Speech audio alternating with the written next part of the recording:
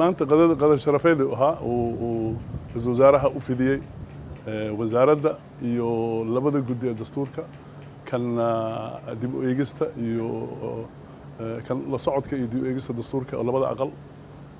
uu hogaaminayo mudane cabdiqaybdiid iyo guddiga madaxa bannaan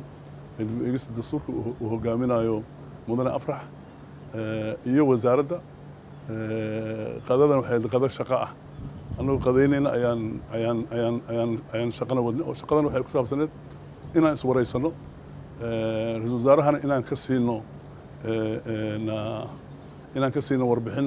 meesha ay marayso shaqada dib u eegista dastuurka labada guddi waxay soo bandhigeen in ay soo gudbiyeen 5 cutub ugu horeysay soo dhameeyeen 4 kalena ay dhameystirayaan bishaan gudaheeda intaas haday soo dhameystiraan inta hartay in yar ay noqonaysaa oo xataa qodobadoodana ma badna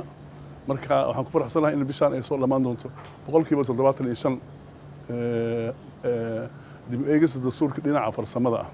dhinaca kale siyaasadana gooniyo noogu socotaa saad ogsoon tihiin bishii June baydhabo waxaan kusoo gaarnay heshiis ah khayraad wadaaga